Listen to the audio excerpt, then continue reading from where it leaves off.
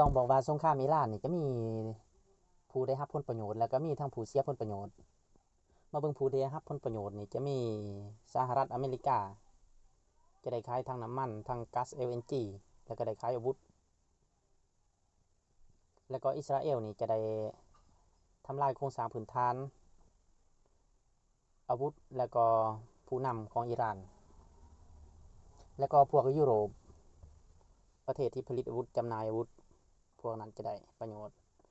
แล้วก็รัสเซียจะได้ขายน้ำมันเพิ่มขึ้นล่าสุดประธานาธิบดีทรัมป์ได้บอกกับอินเดียว่าสามารถซื้อน้ำมันจากรัสเซียได้ท่านโมดีก็ต่อสายไปหาปูตินทันทีว่าเฮ้ยขอซื้อน้ำมันนะเว้ย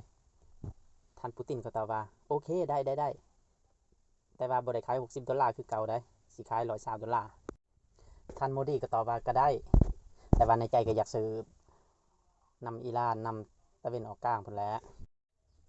แล้วก็รัสเซียก็ยังได้ขายอาวุธนำก่อนหน้านี้อิหร่านได้ส่งโดรนไป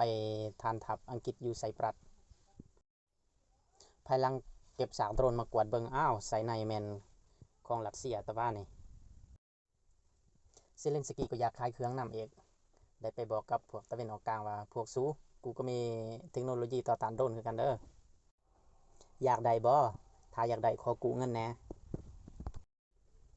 ประเทศที่เสียผลประโยชน์นี่นะจะมีอิหร่าน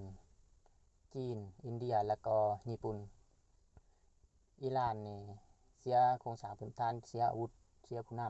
ำจีนอินเดียญี่ปุ่นในประเทศที่นำเข้าน้ำมันหลายที่สุดโดยเฉพาะแม่นจีนก่อนหน้านี้นำเข้าจากเวเนซุเอลาอิหร่านตะวันออกกลางแล้วก็รัสเซียปัจจุบันเวเนซุเอลาก็ไปแล้วจากอิหร่านก็นำเข้ายากขึ้นจากตะวันออกกลางก็นำเข้ายากขึ้นยังเหลือแต่รัสเซียสิบ่มีทางเลือกหลายคือแต่ก่อนส่วนอินเดียกับญี่ปุ่นเป็นประเทศที่บริโภคน้ำมันหลายและผู้ที่เสียผลประโยชน์ผู้สุดท้ายก็แม่นกูนี่หาเติมน้ำมันอยู่ไสก็บ่ได้น้ำมันขาดปั๊ม